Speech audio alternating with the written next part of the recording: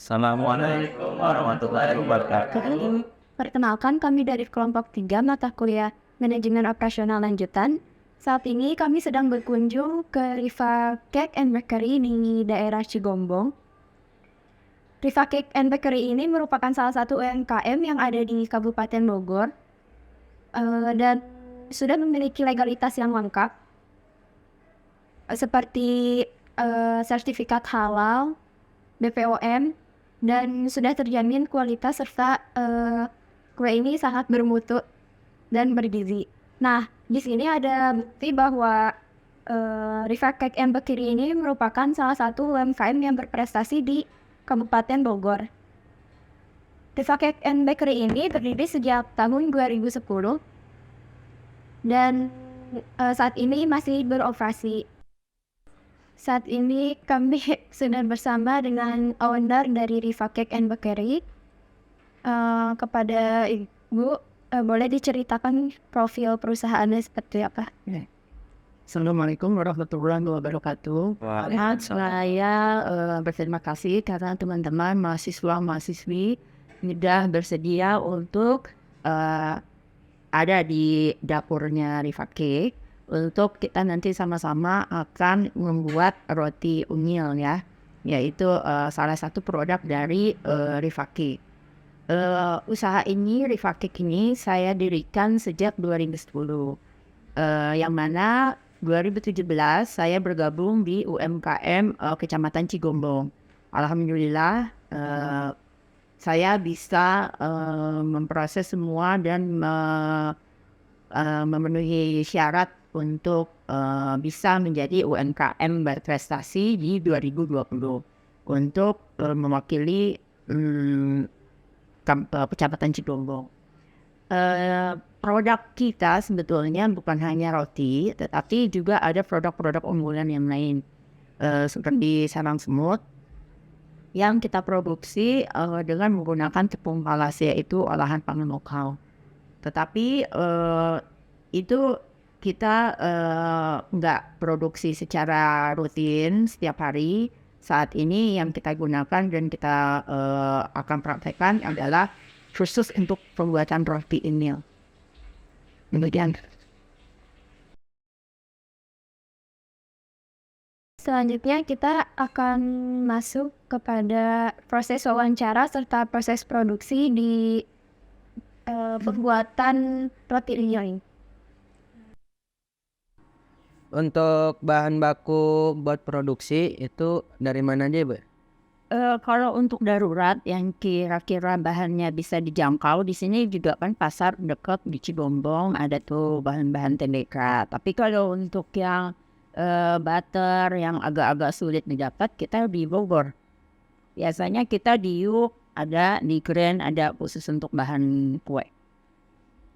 Berarti bahan-bahan itu tidak dipasok langsung beli langsung bikin gitu ya, Bu? Ya, jadi kita restock, kita cek dulu ya, cek stok dulu bahan-bahan yang habis apa aja, terus itu baru kita beli gitu. Apa pertimbangan Ibu buat memilih bahan-bahan baku tersebut, Bu? Pertimbangan pertama, kita ini kan persaingan ketat ya kalau di roti itu. Saya usaha udah dari 2010. Terus roti ini kita terus berkembang. Pertama awalnya kita bikin roti burger, terus roti manis. Sekarang karena lebih banyak perminatnya di roti unyil, jadi kita bikin juga di roti unyil. Terus untuk bahan bakunya kita cari yang betul-betul bahan-bahan premium. Jadi bahan-bahan yang betul-betul berkualitas dengan hasil yang tentunya pasti bagus gitu, lebih baik. Sebelum kan bahan ini kan sudah jadi nih, Bu ya. Sebelum disalurkan itu bagaimana pengelola penyimpanannya gitu? Jadi kalau kita ini kalau selesai pengemasan, pengepakan, langsung sih kita distribusikan. Jadi karena biar cepat gitu ya penyalurannya. Jadi nggak disimpan lama-lama lagi di rumah. Biasanya pelanggan itu nunggu berapa lama ya, Bu, untuk bisa mendapatkan pesanan produk? Biasanya mereka kalau order itu 2 hari sebelumnya kalau untuk order. Tetapi kalau misalkan kita kan setiap harinya ada ready stock. Jadi kalau misalkan mereka memang mau yang cepat, mereka bisa langsung ambil gitu, beli. Kebetulan kalau hari Sabtu Minggu ini kita suka libur, jadi kita libur produksi gitu. Nah nanti kalau libur produksi itu biasanya kita belanja untuk ini bahan-bahan. Untuk proses pengirimannya itu bagaimana Ibu ya? Si pemesan itu ke sini apa pihak Enggak, dari kalau untuk yang kita masuk ke toko-toko kita yang delivery mereka. Jadi kita drop gitu. Itu roti-roti yang udah jadi. Berarti untuk apa namanya bahan-bahan pasokan buat ke toko-toko itu pihak Ibu yang Iya, ke sana ya? kita yang antar. Untuk apa namanya Pak, ketika itu kue itu tahan berapa lama tuh Bu untuk ini? Kalau untuk roti kita tahan 4-5 hari. Ya, jadi kalau roti itu kan kita matang, yang hilangin suhu panasnya, langsung buru-buru kita kemas pakai plastik. Jadi dia lebih tahan lama. Kalau boleh tahu tentang manajemen persediaan di sini, pertama item apa aja yang ada di sini dan yang untuk membuat roti ini Bu ya?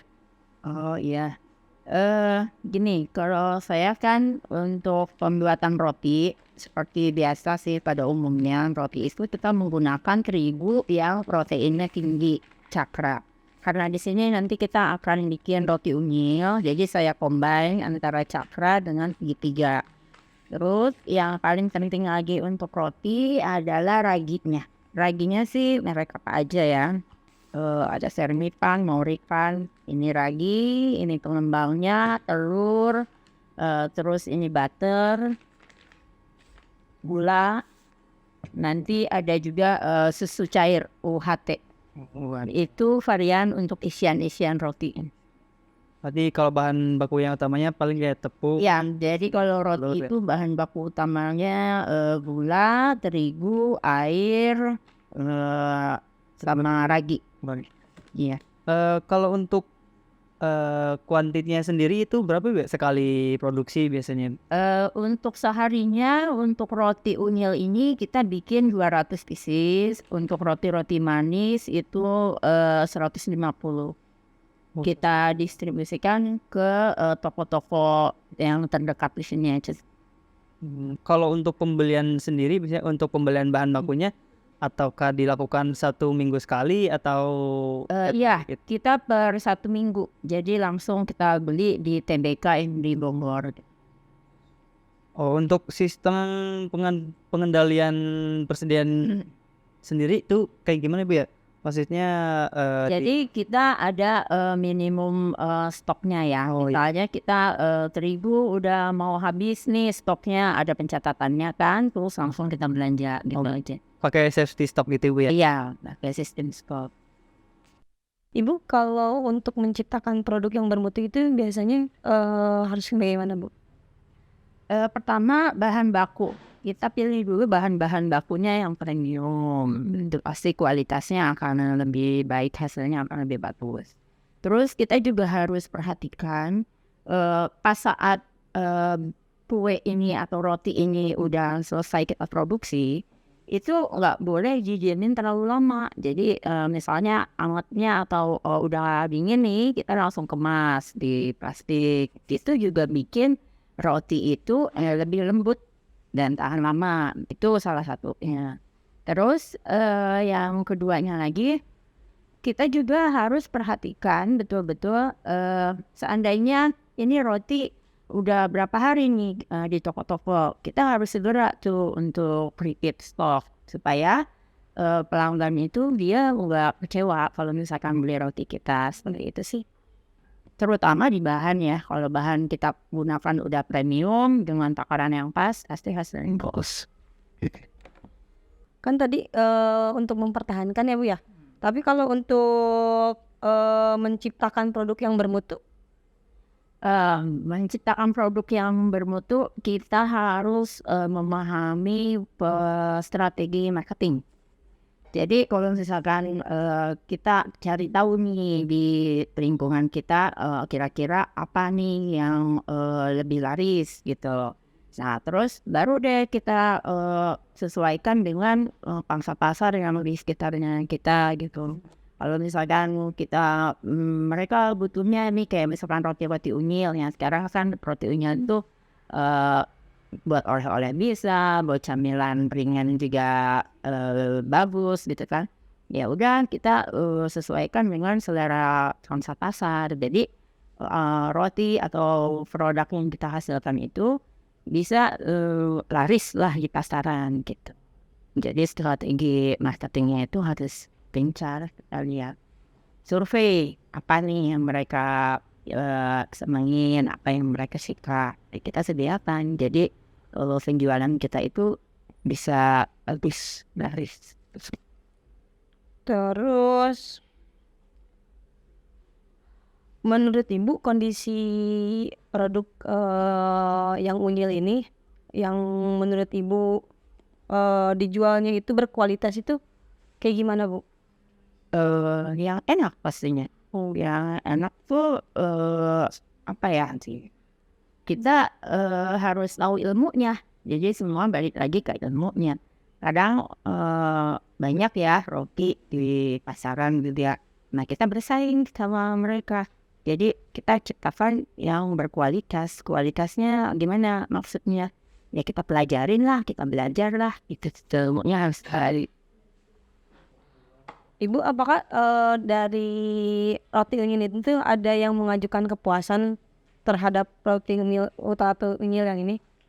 Kayak ada pengajuan gak kan? Sih udah ya, alhamdulillahnya udah sampai itu kita kan Refakit udah mendapatkan prestasi dari Ibu Bupati Bogor sebagai UKM yang berprestasi.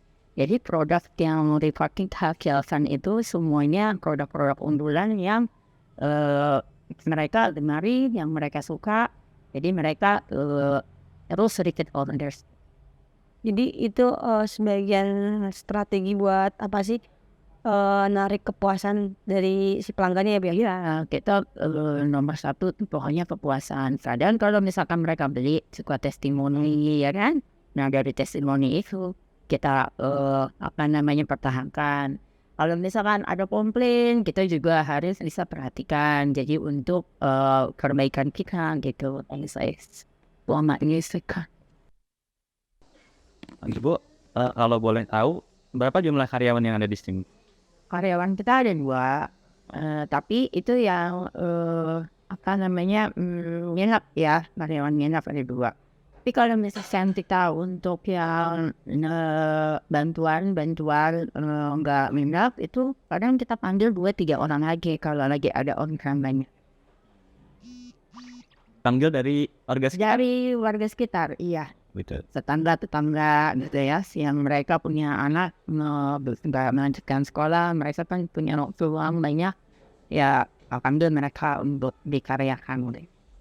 Ya, terus ini ada gak sih Bu kayak kualifikasi buat jadi karyawan di sini? Harus kriterianya seperti apa gitu? Iya, kita perhatikan pertama kebersihan mereka harus safety hygiene-nya itu diperhatikan. Terus kalau misalkan paling tidaknya mereka mengerti dulu. Jadi kita kalau misalkan ambil orang itu, walaupun mereka hanya membantu kita kenal sehari membantu, tapi kita betul-betul perhatikan dia itu punya enggak nih sense-nya untuk ke bakery ini gitu. Jadi enggak sembarangan. Mereka harus paham apa yang mereka buat bahwa ini kebersihan yang cantik. Jadi dipilih-pilih dulu. Pilih dulu sama kita usia Juga berpengaruh ya? Kalau di sini Ibu gimana ngasih pelatihan buat karyawannya? Pertama ya training, saya sampaikan bahwa apa yang kita produksi ini adalah makanan kue. Jadi saya kasih mereka lihat kita produksi seperti apa. Terus sudah itu mereka coba, seandainya mereka memang bisa, saya nilai mereka bisa, ya pakai. Tapi kalau misalkan mereka diajarin terus ternyata nggak bisa, ya kita nggak pakai, mereka nggak kerjakan. Terus Ada gak sih Bu, kayak dari pihak perusahaannya yang sekiranya bisa memotivasi karyawan tuh apa yang dilakukan perusahaan gitu, supaya karyawannya termotivasi bekerja semua tersebut? Pertama pastinya kesejahteraan mereka ya. Karena walaupun kita nggak pakai mereka sebagai karyawan tetap, tapi kita kasih mereka kan uang makan, terus salary yang cukup nih. Jadi untuk kesehatan juga kalau pegawai saya di sini yang stay di sini kalau sakit ya kita perhatikan mereka. Jadi mereka puas gitu. Terus kita juga ada bonus, misalnya kita ada orderan banyak yang betul-betul mereka akhirnya harus lembur gitu ya, yang harusnya libur terus gak libur. Nah kita perhitungkan semuanya ke mereka. Jadi sukan ada kalori tapi itu beres. Makanya kita ada karena sakit bisa perhatikan tidak bawa ke dokter buat hukuman. Yes.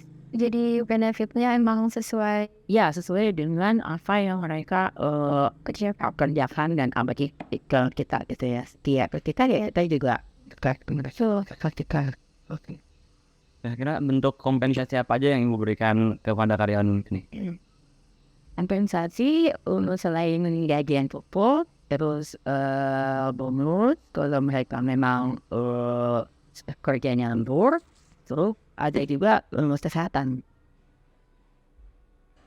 Terus ada gak sih Bu kayak selama proses produksi ini sama berdirinya perusahaan ini, karyawan yang kurang mengerti sama tugas dan tanggung jawabnya gitu sehingga berpengaruh kepada proses produksi atau penjualan atau kualitas produknya gitu.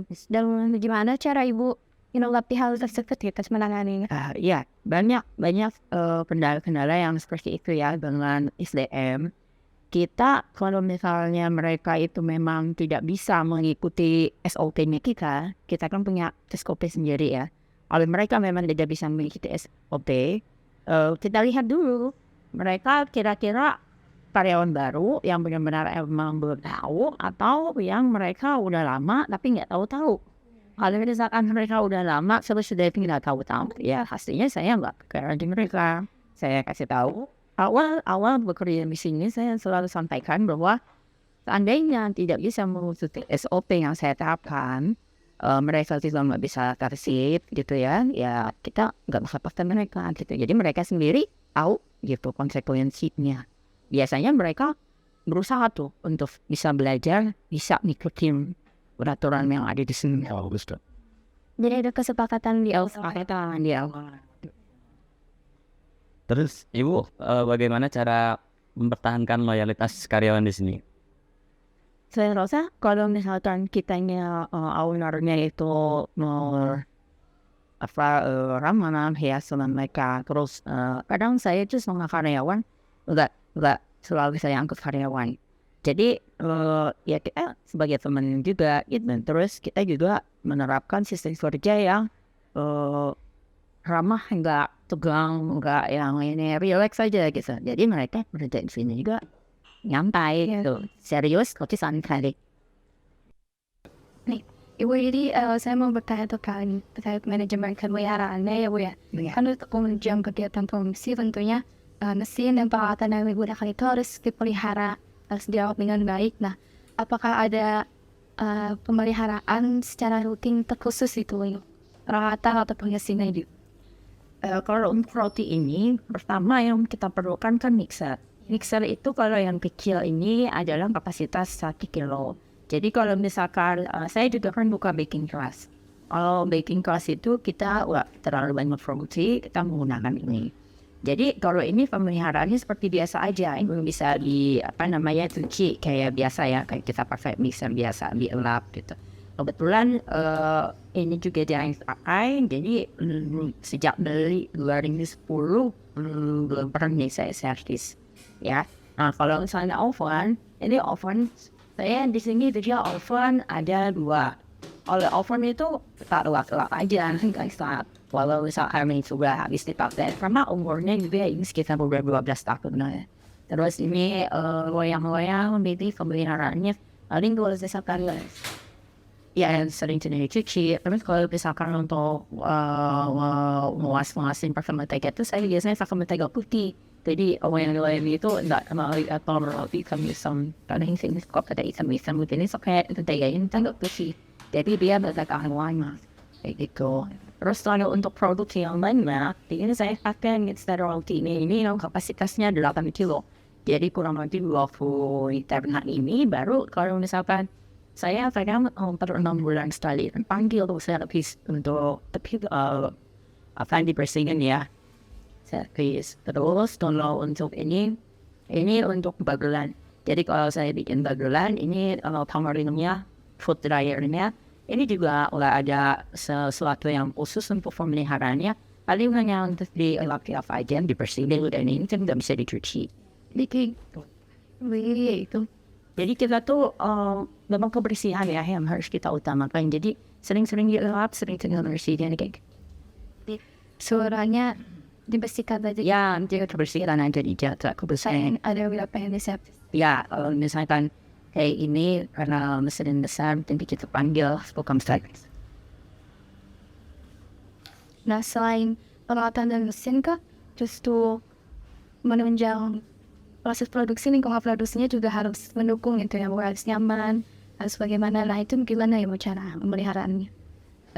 Kebetulan ini, kalau saya kan legalitasnya sudah lengkap ya. Legalitas sudah lengkap, udah halal, udah ada PIRT. Waktu itu kita juga pernah dari tahun 2017 itu disurvei sama Dinas Kesehatan. Nah, jadi kalau saya itu antara ruang produksi dengan dapur itu harus terpisah. Jadi offboard peralatan yang kita gunakan untuk ruang produksi itu terpisah dengan dapur atau peralatan masuk hari-hari. Karena memang di rumah, karena memang ya di rumah, jadi KM ya. Jadi hanya terpisah aja ruang produksi kita. Itu kan udah memenuhi syarat mereka gitu. Jadi otomatis kita nyaman. Jadi kalau misalnya kita berproduksi itu kita nyaman. Gak campur kena para lirik orang atau apa gitu. Jadi bahan-bahan untuk roti unyil ini ada terigu. Terigunya yang premium ya. Kita pakai cakra dengan protein yang tinggi. Terus ini udah saya masukkan nih semua untuk bahan-bahan yang kering. Terigu, gula pasir, ragi, dan pelembut. Dasarnya. Untuk kita bikin ini hanya setengah kilo. Kira-kira kurang lebihnya ada 150 biji nanti hasilnya karena dia umilnya kecil-kecil. Ini terigunya 500 gram, gulanya 125, terus raginya 22 gram, dan pelembutnya. Terus ini setelah kita campur di bahan yang kering, kita aduk dulu.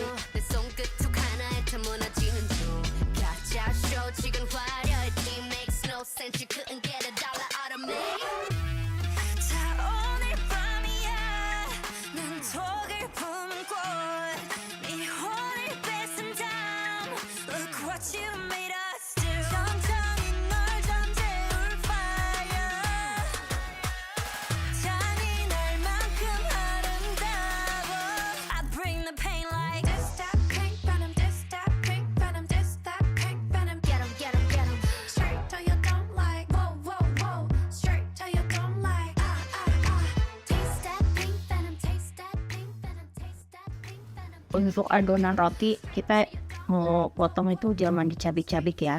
Jadi kita harus menggunakan scraper. Dia ini kan seratnya udah lembut banget nih. Jadi kita nimbang itu harus pakai scraper. Hari ini kita bikin yang agak besar aja 12 gram.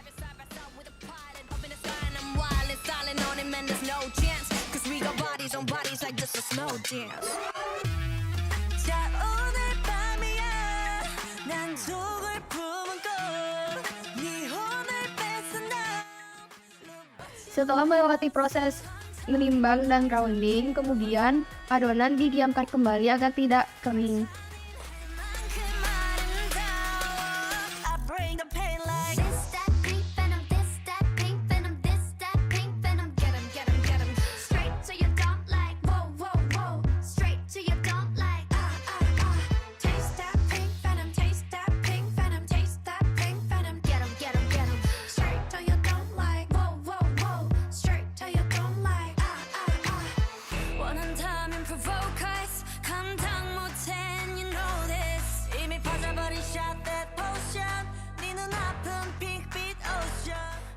Jadi sebelum di oven, Sebelum di oven, proofing kita dulu. oven dulu. Kira-kira 2 kali lipat besarnya dari semula. 10 hanya 15 menit, baru dibakar.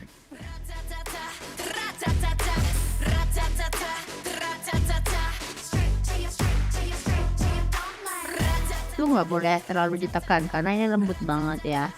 Nah, ini polesannya itu polesan butter gitu.